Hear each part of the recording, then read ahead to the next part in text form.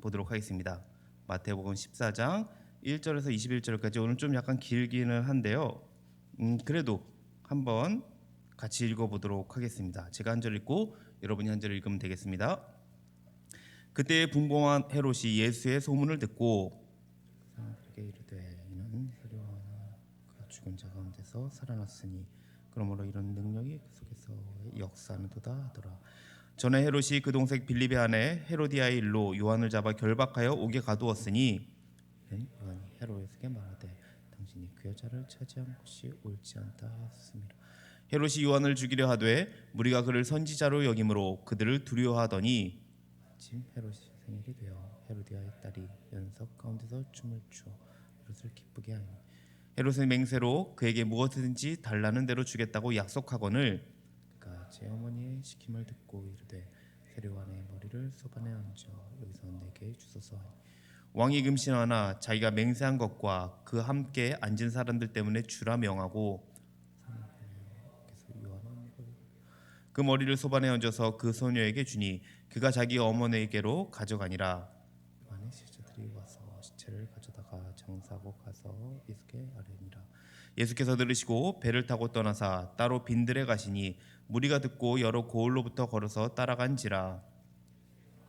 큰 무리를 보시고 불쌍히 여기사 그 중에 있는 병자를 고쳐 주시니라. 저녁이 되매 제자들이 나와 이르되 이곳은 빈들이요 때도 이미 저물었으니 무리를 보내어 마을에 들어가 먹을 것을 사 먹게 하소서. 예수께서 이르시되 갈 것 없다 너희가 먹을 것을 주라. 제자들이 이르되 여기 우리에게 있는 것은 떡 5개와 물고기 2마리뿐이니이다. 이르시되 그것을 내게 가져오라 하시고 무리를 명하여 잔디 위에 앉히시고 떡 5개와 물고기 2마리를 가지사 하늘을 우러러 축사하시고 떡을 떼어 제자들에게 주시매 제자들이 무리에게 주니 다 배불리 먹고 남은 조각을 12바구니에 차게 같이 읽겠습니다. 먹은 사람은 여자와 어린 외에 5,000명이나 되었더라. 아멘. 네, 우리가 2주간에 걸쳐서 13장을 함께 살펴봤습니다. 13장에 제가 이 전 장이죠. 8개의 비유가 나온다고 했는데 모두 이것은 하나님 나라에 대한 주제라고 했습니다. 원래 우리가 한 번 더 살펴봐서 같이 비유를 나눠볼까 생각을 했는데 나중에 제가 설교를 하면서 이 부분이 겹쳐지는 내용이 있겠더라고요. 그래서 그때 같이 보면 좋을 것 같아서 이 부분은 넘어가도록 하겠습니다. 그래서 오늘 함께 살펴볼 14장의 이 주제는 예수님은 누구이신가입니다. 그래서 예수님의 이 정체에 대해서 사람들이 제대로 이해하는가 아니면 예수님에 대해서 예수님의 이 정체에 대해서 사람들이 이해를 못하는가 이게 나오고 있습니다. 그래서 14장 1절부터 우리가 이렇게 봤지만 14장 1절이 아니라 13장 54절부터가 이 단락의 시작이라고 보시면 될 것 같습니다. 우리가 읽진 않았지만 먼저 54절에 보면은 13장 54절이겠죠. 예수님이 고향을 내려갑니다. 네, 이거는 조금 있다가 같이 이제 곧 읽어볼 거예요. 네, 14장 54절을 먼저 이렇게 보면은 예수님의 고향 어딘지 아시죠? 고향 어딜까요? 나사렛이죠. 나사렛으로 예수님이 고향으로 내려갑니다. 예수님이 자라신 곳이 나사렛이고 거기서 30년 동안 사셨습니다. 그리고 예수님이 사역을 이제 시작하시면서 나사렛에서 나와서 거의 가버나움 근처에서 이 중심으로 사역하시고 오랜만에 이제 고향으로 다시 내려가신 거예요. 그것을 여러분이 기억하시면 될 것 같아요. 그런데 이제 고향으로 내려가는데 반응이 어떠하느냐가 이제 중요하겠죠. 함께 그 반응을 이제 읽어보도록 할 거예요. 13장 54절에서 57절까지 이제 예수님이 고향으로 내려간 이제 반응들이 이제 나옵니다. 한번 같이 읽어보도록 할게요. 시작. 고향으로 돌아가사 그들의 회당에서 가르치시니 그들이 놀라 이르되 이 사람의 이 지혜와 이런 능력이 어디서 났느냐? 이는 그 목수의 아들이 아니냐? 그 어머니는 마리아, 그 형제들은 야고보, 요셉, 시몬, 유다라 하지 않느냐? 그 누이들은 다 우리와 함께 있지 아니하냐? 그런즉 이 사람의 이 모든 것이 어디서 났느냐고 예수를 배척한지라. 예수를 배척한지라 여기까지만 읽도록 하겠습니다. 예수님이 고향에 내려가서 회당에서 가르쳐요. 그러니까 아마 이 회당은 예수님이 어렸을 때부터 계속 다니던 곳이었을 것 같아요. 거기서 늘 하시던 대로 예수님이 사역하시던 대로 이제 회당에서 가르치니까 다들 이제 깜짝 놀랍니다. 그러니까 왜 놀라느냐 이거예요. 고향 사람들이 예수님을 통해 드러난 이 하나님의 능력과 영광에 놀란 것이 아니었습니다. 예수님이 이러한 능력을 소유한 것에 놀라요. 그냥 인정해주고 받아들이면 참 좋아할 텐데 그들의 반응은 믿을 수 없다는 식으로 이 사람이 목수의 아들이 아니냐 말하면서 예수님의 가족사까지 이제 다 말하고 있습니다. 그러니까 여러분이 한 가지 여기서 알고 넘어가면 좋을 것이 이제 목수라고 생각할 때 여러분이 나무를 깎아서 만드는 사람으로 보통 나무를 아니면은 뭐 이렇게 나무로 집을 짓는 사람 뭐 이런 사람들을 이제 우리가 생각할 때 목수로 생각을 합니다. 근데 그 당시 목수는 나무도 살짝은 다뤘던 것 같기는 해요. 근데 대부분이 돌과 이 벽돌을 다루는 이 건축업자를 이 목수라고 합니다. 그러니까 제가 직접 이스라엘 가서 보니까 이 나무로 지은 집이 없더라고요. 다 예전 건물들을 보니까 이 돌로 집을 지었어요. 그러다 보니까 대부분이 나무보다는 돌이 더 많기 때문에 돌을 활용해서 집을 짓는 이 목수라고 하면은 이렇게 돌을 건축하는 이 건축업자를 여러분이 생각하시면 될 것 같습니다.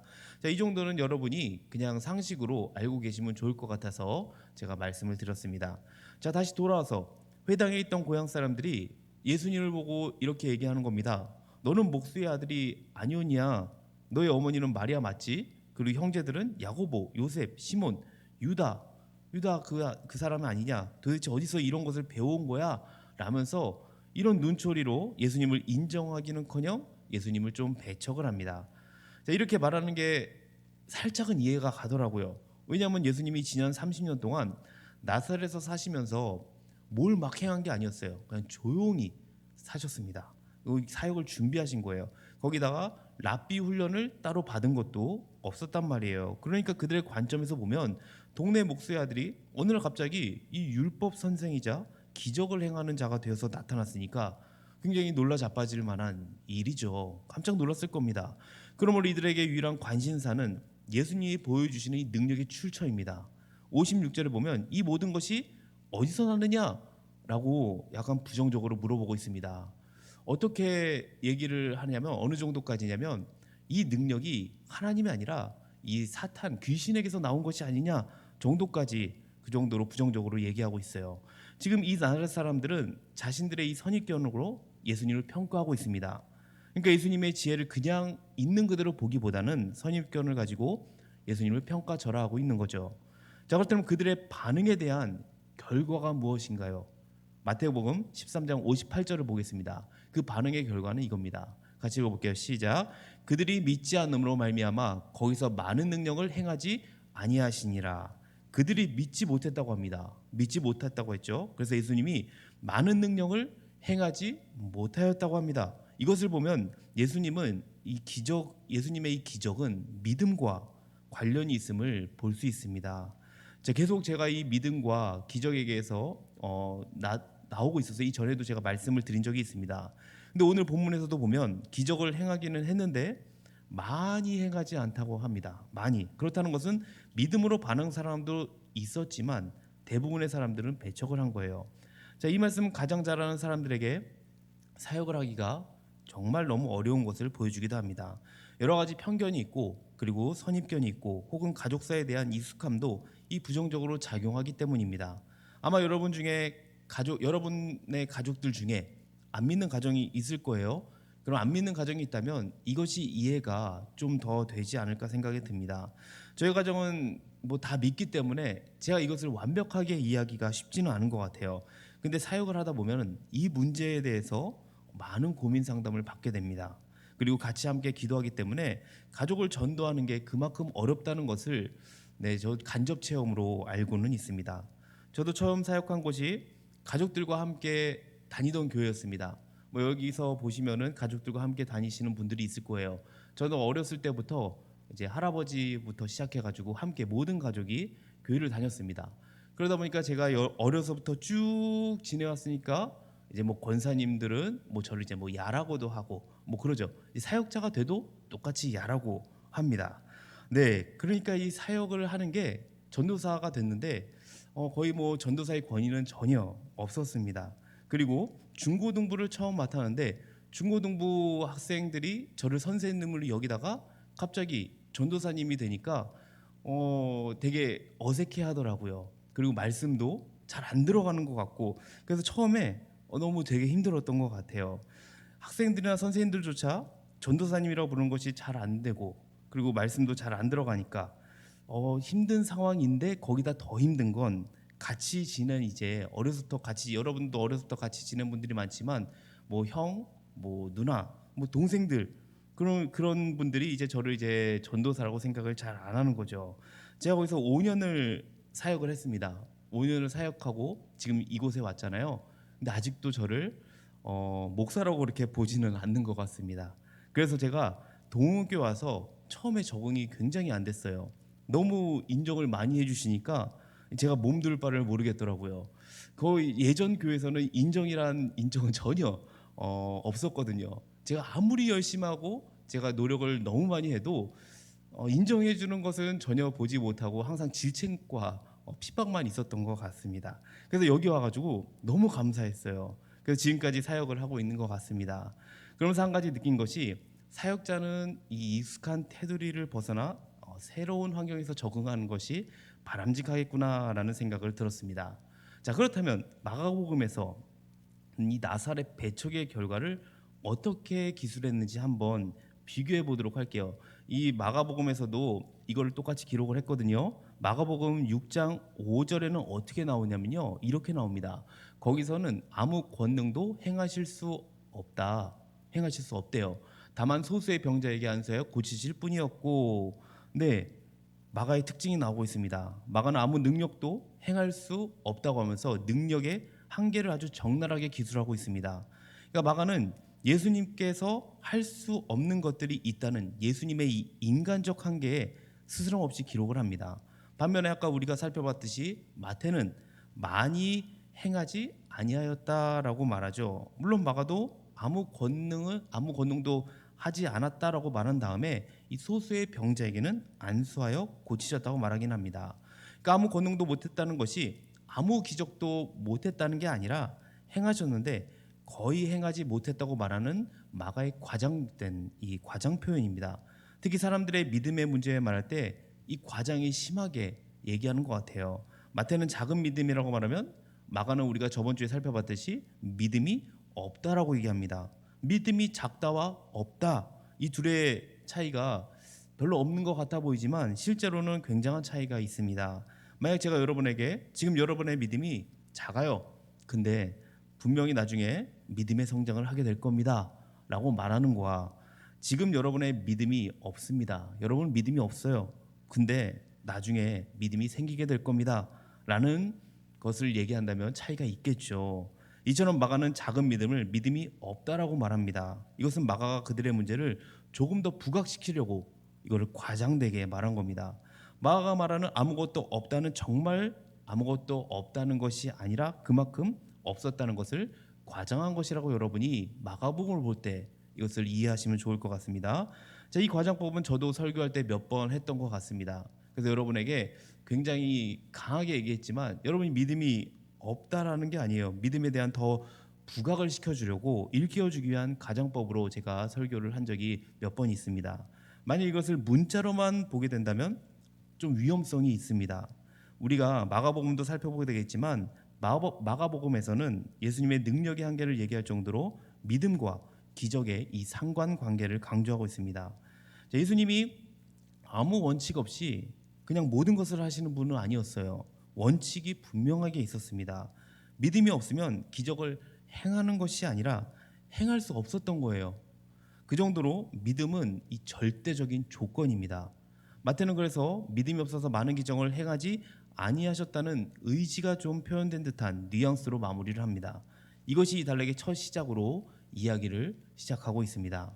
자, 이제 우리가 살펴볼 두 번째 단원인 14장 1절에서 12절 그리고 13절에서 21절을 함께 봐야 돼요. 그러니까 1절에서 12절은 헤롯 왕 잔치가 나오고 있고요. 그리고 13절에서 21절은 예수님의 잔치 이야기가 나옵니다. 이상하죠? 오병이어인데 왜 예수님의 잔치인지 여러분이 이게 잘 이해가 안 될 수도 있습니다. 그래서 말씀이 좀 어려울 수 있어요. 여러분이 잘 들으셔야 됩니다. 먼저 헤롯에 관한 이야기를 살펴보죠. 헤롯의 잔치 때 세례 요한의 죽음 이야기가 지금 여기서 나오고 있습니다. 우리가 한번 1, 2절을 다시 한번 읽어볼게요. 헤롯에 관한 이야기를 한 번 더 1, 2절에서 어떻게 나오는지 한번 보도록 하죠. 같이 보겠습니다. 시작. 그때에 붕붕한 헤롯이 예수의 소문을 듣고 그 신하들에게 이르되 이는 세례 요한이라 그가 죽은 자 가운데서 살아났으니 그러므로 이런 능력이 그 속에서 역사하는도다 하더라. 여기서 세례자 요한은 죽은 자 가운데서 살아났다고 했는데 당시 이 세례 요한은 이미 죽어 있는 상태입니다. 죽었어요. 자, 그렇다면 왜 역사적 연대적 사건이 아니라 이 이야기가 여기서 끼어 있냐예요. 우리가 지금 방금 전에 봤던 예수님이 배척당한 사건, 예수님의 고향을 내려간 사건과 그리고 갑자기 이 사건이 딱 끼어듭니다. 헤롯 왕 요한이 죽은 사건이 갑자기 끼어들어요. 그리고 그 다음에 이제 오병이어 사건이 나옵니다. 전혀 이어지지가 않지 않아요? 말씀이 너무 생뚱맞게 되어 있습니다. 자, 그런데 왜 이렇게 끼어들었냐면 이 뒤에 위치하는 5천 명을 먹이는 오병이어 사건과 연결점이 있기 때문에 이 사이에 있어요. 그렇다면 우리는 헤롯 왕의 행동과 그리고 5천 명을 먹이는 사건이 이 어떤 상관성이 있는지를 우리가 살펴봐야 이것이 해석이 가능하다는 거예요. 자, 상황은 이렇습니다. 헤롯이 생일 잔치를 벌입니다. 그래서 고관들을 불러놓고 맛있는 음식들도 내놓고 잔치를 벌여요. 그곳에서는 이제 헤로디아의 딸이 춤을 추어서 헤롯을 기쁘게 하죠. 일상적으로는 이런 곳에서는 어떤 사람들이 춤을 췄냐면 창녀들이 이런 곳에서 춤을 췄습니다. 그런데 양딸이 지금 똑같이 이 저속한 춤을 추게 내버려 두었다는 것은 헤롯의 이 부패한 도덕성을 지금 엿볼 수 있습니다. 그리고 춤이 끝나자마자 무엇이든지 주겠다라는 말을 합니다. 마고복음에서는 어떻게 나오냐면 나라의 절반까지라도 주겠다라고 합니다. 나라의 절반, 네, 과연 어느 정도일까요? 우리가 헤롯을 생각하면은 뭔가 큰 나라를 다스릴 것 같은 그런 왕으로 생각하지 않습니까? 근데 이 헤롯은 작은 지역을 다스리는, 그것도 로마 사람들의 허락하에 다스리고 있는 이 보잘것없는 그냥 분봉 왕입니다. 그런데 그의 허세는 굉장히 큰 제국을 다스리는 왕에 버금가고 있습니다. 이처럼 그냥 뭔가 호화로운 잔치로 끝날 수 있는 잔치가 무고한 생명이 없어지는 무질서하고 불법적인 잔치가 됩니다. 거기다 헤롯은 자신의 한 약속 때문에 아무 죄도 없는 이 세례 요한의 목을 베어 버리게 됩니다. 헤롯이 요한을 죽였지만 마음이 아마 편치는 않았을 거예요. 왜냐하면 일부러 죽이지 않았거든요. 죽이고 싶어도 못 죽인 게 선지자를 죽인 일이 없었거든요. 지난 400년간 이런 일이 없었습니다. 그러므로 헤롯이 예수님의 소식을 듣자마자 요한이 살아 돌아온 것이라면서 두려워한 거예요. 반면에 그 뒤에 이제 13절에서 21절을 보면 여러분이 잘 아시는 사건, 오병이어 사건이 나오고 있습니다. 떡 5개와 물고기 2마리로 5천 명을 먹이신 사건. 이것을 이제 요거만 띄어서 이제 우리는 설교를 합니다. 그렇죠? 그러면 이제 우리의 가장 작은 것이라도 주님께 드리면 주님은 그것을 통해서 상상 이상으로 초월하시는 그 일로 우리를 사용하신다라는 뜻으로 아마 여러분들은 설교를 많이 들었을 겁니다. 맞아요. 이렇게 해석할 수 있습니다. 그런데 우리는 또 하나의 잔치로 여러분이 이해를 하셔야 됩니다. 그래서 이 본문이 약간 어려운 것 같아요. 다른 왕의 잔치, 바로 메시아의 잔치입니다. 그 잔치는 왕궁이 아니에요. 지금 이전에는 왕궁이었단 말이에요. 헤롯의 왕과 대조를 하고 있어요. 지금 왕궁이 아니라 광야에서 지금 이루어지고 있습니다. 그리고 이 헤롯은 호화로웠어요. 근데 매우 검소하고 빵과 물고기를 제공하는 잔치입니다. 그리고 그 잔치는 매우 질서정연합니다. 불법적인 게 아니에요. 사람들을 육적으로 살리는 잔치입니다. 또한 이것은 종말에는 성도들이 참여할 메시아의 잔치는 즐거움과 풍요로움으로 가득할 것을 보여주는 이 잔치입니다. 자, 지금 이 두 이야기를 통해서 두 왕의 모습을 대조할 수 있습니다. 그리고 우리들은 이것을 보면서 누가 진정한 왕인지 고민하게 만듭니다. 마태복음은 이미 2장에서도 똑같이 이것이 부각됐어요. 예수님이 태어나실 때 유대인의 왕이 어디서 났느냐라고 했을 때 그 사실을 확인하려고 헤롯 대왕은 여러 아이를 죽였습니다. 근데 여기서 지금 이 헤롯은 아니에요. 헤롯이 지금 총 3명이 나오는데 지금 이 헤롯과 이 헤롯은 좀 다릅니다. 자, 그 당시 힘 있는 왕들은 생명을 죽일 때도 무자비하게 죽이는 것이 특징이었습니다. 이렇듯 이 두 왕의 이야기에서도 잘 보여주고 있듯이 헤롯 대왕에 설 것인가, 어린아이 예수에게 설 것인가를 지금 두 왕을 통해서 대조시키고 있고, 지금 오늘 본문도 똑같이 두 왕의 잔치에 관한 이야기로서 독자들이 어느 잔치에 참여할 것이냐를 도전하게 하는 거예요. 이 기적을 통해서 예수님께서는 제자들에게 예수님이 누구이신가 그 정체를 확인할 수 있기를 기대한 것 같습니다. 그래서 오늘 본문 1절에서 12절에서는 예수가 누구냐에 대한 헤롯의 이해는 뭐였냐면 죽은 세례 요한이 살아난 것이 헤롯에 대한 이해였습니다. 그렇다면 13절에서 21절에 보여주는 이 광야에 있는 이 잔치의 주인공인 예수님은 누구냐 이겁니다. 광야의 잔치는 우리를 먹이는 잔치입니다. 이미 구약의 배경에서 광야에서 만나를 먹였던 잔치를 여러분이 알고 있을 겁니다. 실제로 유대인들 사이에서는 마지막 날 메시아가 오면 광야에서 새로운 만나를 줄 것이다 라는 기대가 있었습니다. 예수님은 그런 기대에 부응하여서 예수님이 누구인가를 깨달을 수 있는 자는 깨달을 수 있도록 한 거예요. 특히 제자들로 하여금 이것을 깨닫기 원했습니다. 이 사건은 사복음서에 모두 기록되어 있는 사건입니다. 그만큼 중요하기도 하겠죠. 우리가 저번 주와 저저번 주의 비유를 살펴봐서 알겠지만 비유의 말씀의 핵심이 뭐였나요? 비유가 뭐였나요? 천국의 비밀이 누구에게 주어지는 것이 아니라고 했습니다. 제자들에게 주어지는 것이기 때문에 예수님이 알 수 있는 사람, 깨닫는 사람에게만 주어지는 것이라고 했어요. 이 기적 사건도 마찬가지로 깨달을 수 있는 자는 깨닫도록 한 것입니다. 특별히 깨달은 사람은 제자였던 거고요. 이러한 기다가 16장 8절에 나옵니다. 16장 8절에 어떻게 나오냐면요. 예수께서 하시고 이르시되 믿음이 작은 자들아 어찌 떡이 없으므로 서로 논의하느냐. 네, 이렇게 나오고 있죠. 그거 말고도 예수께서 하시고 믿음이 작은 자들아 16장 8절이 맞나요? 네. 16장 8절에 이게 맞는지 제가 잘못 적은지 모르겠지만 예수께서 하시고 이르시되 믿음이 작은 자들아 어찌 떡이 서로 논의하느냐. 그 뒤에를 제가 안 적었군요. 너희가 아직도 깨닫지 못하느냐. 떡 5개로 5천 명을 먹이고 주운 것이 몇 바구니며 떡 7개로 4천 명을 먹이 주운 것이 몇 광줄이었는지를 기억하지 못하느냐 하면서 예수님이 질책을 하십니다. 그러니까 예수님이 제자들이 깨닫지 못함을 나무라고 계시는 거예요. 제자들은 2번이나 먹이는 기적을 직접 체험했습니다. 그러니까 기적에 직접 동참을 한 거죠. 그렇다면 제자들은 적어도 이 먹는 문제에 있어서만큼은 예수님과 함께 있는 한 걱정할 일이 없다는 거예요. 그럼에도 불구하고 깨달음이 없음은 뭘까요? 기억력이 없어서일까요? 아닙니다. 마음이 둔하였기 때문이라고 나오고 있어요. 결국 예수님을 신뢰하지 못하면서 기인합니다. 그래서 예수님은 제자들에게 나무라면서 믿음이 작은 자들아 라고 책망하십니다. 마가복음이었다면 당연히 믿음이 없는 자들아 라고 좀 더 부각시켜 있죠. 믿음이 없는 것이 아닙니다. 믿음은 있는데 작다는 거예요. 결국 제자들에게 있어 믿음이 작은 상태는 책망의 요인이 됩니다. 믿음이 작다는 건 책망의 요인이 돼요.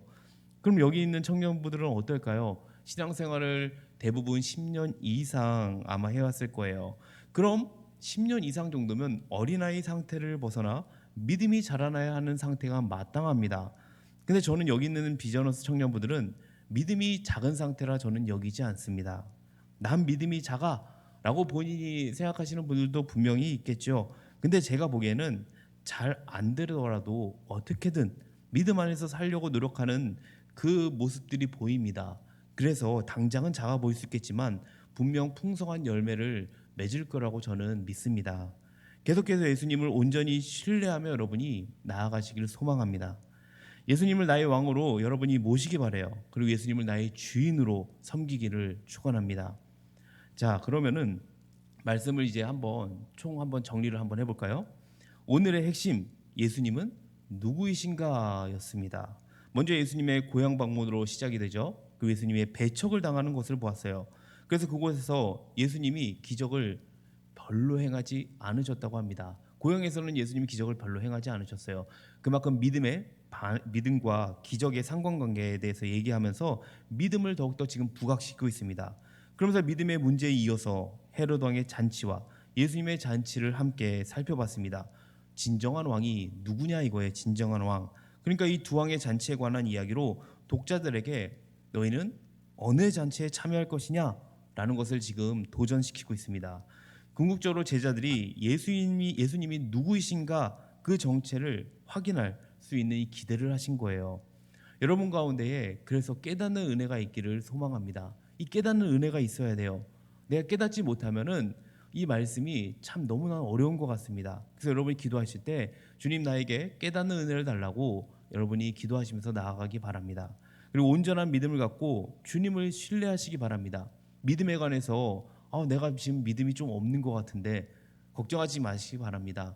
난 믿음이 좀 없더라도 여러분 예수님 끝까지 붙잡고 가신다면 예수님께서 분명히 이 믿음도 허락하실 거예요. 그래서 우리의 진정한 왕이신 예수 그리스도를 나의 주인으로 섬기면서, 나의 주인을 섬기기 참 중요해요. 정말 그 무엇보다도 내가 나의 주인으로 섬기면서 그렇게 살아가는 거, 하루하루 그분 따라 순종하며 나아가는 게 정말 중요합니다. 그래서 여러분이 오늘 이 말씀 갖고 한 주를 살아갈 때에 정말 내가 누구를 주인으로 섬기고 있는가 한번 생각하시면서 내가 예수님보다 주인으로 섬기고 있는 것이 있다면 그것을 내려놓고 다시 주님 앞에 나아갈 수 있는, 그리고 주님을 나의 온전한 왕으로 섬길 수 있는 그러한 비전에서 청년부 되시기를 주님의 이름으로 축복합니다. 아멘. 네, 우리 함께 오늘 이 말씀 갖고 찬양하고 기도하며 나가도록 하겠습니다. 오늘 주품에 우리가 아까 찬양했죠. 같이 다시 한번 찬양할 텐데요. 주님 안에 여러분이 거하시기 바랍니다. 그리고 주님을 온전히 신뢰하면서 믿으시기 바랍니다. 괜찮아요. 여러분, 저도 그렇고 여러분도 그렇고 누가 그렇게 완전할까요? 다 부족하죠. 다 부족합니다. 저도 믿음이 없는 것 같습니다. 저도 믿음이 참 연약한 것 같습니다. 이 자리에 있지만 많이 부족해요. 그래서 항상 주님 붙잡으려고 노력합니다. 여러분도 그 주님 붙잡으려고 노력하는 그 마음이 있다면 믿음이 작은 자가 아니에요. 분명히 주님께서 그 어느 때에 풍성한 열매로 거두실 거예요. 그것을 믿으면서 우리는 끝까지 나아가는 겁니다. 인내하는 거예요. 그래서 믿음은 인내가 필요한 것 같습니다. 그래서 여러분 가운데에 끝까지 인내하시면서 예배 자리를 사모하시고 또 그리고 주님 앞에 늘 기도하며 살아가시기를 우리 바라면서 함께 찬양의 자리로 나아가도록 하겠습니다. 우리 같이 찬양하고 기도하도록 하겠습니다.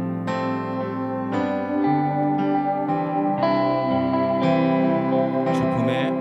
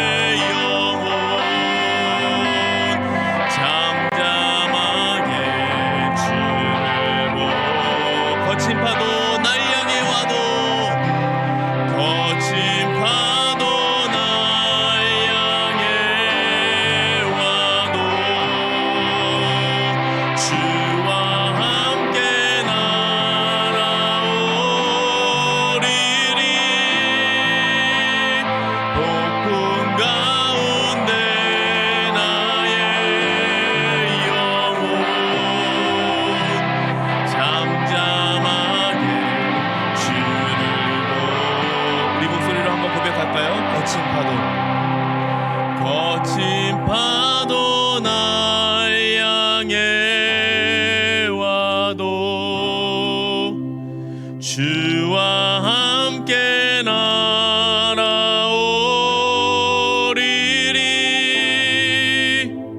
폭풍 가운데 나의 영혼 잠잠하게 주를 보리라. 이제 우리 함께 기도하기 원합니다. 우리 삶 가운데에 거친 파도가 몰려올 것입니다. 어려운 상황이 있을 것이고 믿음으로 나아가고 하지만 그것을 방해하는 것들이 많을 거예요. 그럴 때에 끝까지 주님 붙잡기 바랍니다. 인내하세요. 인내하려면요, 제일 중요한 게 뭐냐면 예배에 나오는 거예요. 예배를 집중하는 것입니다. 예배를 마음을 다해 드리다 보면 주님께서 그 마음 가운데에 위로하시고 그 마음 가운데에 깨닫게 하실 것입니다. 그래서 어떠한 어려운 가운데서도 예배를 포기하지 마세요. 예배가 그만큼 중요합니다. 여러분, 이 예배를 끝까지 잘 섬기기 바라고 끝까지 주님 인내할 때 주님이 함께 하실 것이고 그 주님과 함께 날아오르는 그것을 맛보게 될 것입니다. 그래서 늘 주님 앞에서 정말 어려운 상황이라도 내가 기도가 안 되고 믿음이 없는 것 같고 말씀이 들어오지 않는다 하더라도 믿음으로 끝까지 하나님 예배를 붙잡고 내가 나아가기 원합니다. 어떠한 상황 예배에 꼭 나오시기 바랍니다. 그리고 예배 가운데 주시는 그 풍성한 은혜를 누리면서 다시 언젠가 주님께서 회복시켜 주실 것이고 믿음으로 다시 날아올 날이 있을 거예요. 그래서 여러분, 예배를 포기하지 마시고 끝까지 나오시기 바랍니다. 그리고 예배에 더욱더 우리가 집중하며 나아갈 수 있도록 우리가 준비하며 나아갑시다. 예배 가운데 주시는 그 은혜를 누릴 수 있도록 찬양 가운데에, 그리고 이 말씀 가운데에 깨닫는 은혜를 달라고, 그리고 이 기도하는 가운데에 주님의 음성을 듣기 원한다고 우리가 함께 기도로 나아갔으면 좋겠습니다. 그래서 오늘 이 말씀대로 우리가 믿음 끝까지 붙잡기 원하고요, 그리고 예수님을 나의 왕으로 온전히 섬기기 원합니다. 예수님이 누구십니까? 메시아, 다시 오실 그분, 그리고 우리를 영원으로 이끄실 그분입니다. 우리가 그 영혼을 바라보면서 온전히 나의 주인으로 섬기며 나아갈 수 있도록 그 어떠한 가운데서도 형통으로 이끄실 그 예수 그리스도를 바라보면서 우리가 함께 기도하며 나아갔으면 좋겠습니다. 오늘 그렇게 우리가 마음을 다해서 같이 함께 기도했으면 좋겠어요. 내가 정말 부족하다고 여긴다면 주님 나를 끝까지 붙잡아 달라고 우리가 기도했으면 좋겠어요. 우리 것을 갖고 우리 함께 주여 한번 외치고 우리 같이 기도하며 나가도록 하겠습니다. 주여, 주님께서 하나님 아버지 이 시간도 우리를 믿음으로 이끄신 주님 감사합니다. 이 예배자를 이끈 것 정말 주님의 은혜임을 다시 한번 고백합니다. 주여 하나님 아버지, 온전히 살아계신 예수 그리스도를 우리가 바라보면서 이 예배를 정말 하나님 아버지 귀하게 여기기 원합니다. 그 무엇보다도 하나님 아버지 이 예배를 정말 하나님 아버지 사랑하며 하나님 아버지여 이 예배 가운데 주시는 그 은혜를 기대하면서 나아갈 수 있게 도와주시옵소서. 정말 형식적으로 드렸다면 주여 용서하여 주시옵시고 다시 주님 앞에 영과 진리로 드리며 나아갈 수 있는 우리의 심령이 될 수 있도록 주여 붙잡아 주시옵소서. 믿음을 놓여 주시기 원합니다. 주님 아버지, 온전한 주님의 신뢰를 붙잡고 살아가기를 소망합니다. 주님 아버지, 믿음이 하나님 아버지 없다고 생각하는 하나님 청년들이 있습니까? 믿음이 하나님 아버지 부족하다고 여기는 청년들이 있습니까? 하나님 아버지, 어떻게 해서든 믿음 안에 살려고 하는 그 모습들이 하나님 아버지 주님께서 하나님 기쁘게 여겨주시옵시고 다시 하나님 아버지 앞에서 하나님 아버지 믿음으로 성장하며 주님께서 붙잡으시는 정말 주님의 기쁨이 될 수 있는 우리 청년들이 될 수 있도록 주여 붙잡고 인도하여 주시옵소서. 주님의 부족한 것이 아니라 하나님 아버지여 깨닫는 은혜를 넣어 주셔서 주님 깨달음을 통하여서 하나님 아버지 말씀대로 우리가 살아가며 순종으로 나아갈 수 있도록 순종의 은혜도 넣어 주시옵소서. 주님 아버지여 도와주시기 원합니다. 우리 삶을 붙잡아 주시옵소서. 아직 나오지 못하는 우리 많은 청년들이 있습니다. 이 자리를 기억하게 하여 주시옵소서. 이 예배의 자리를 기억하게 하여 주시옵소서. 우리가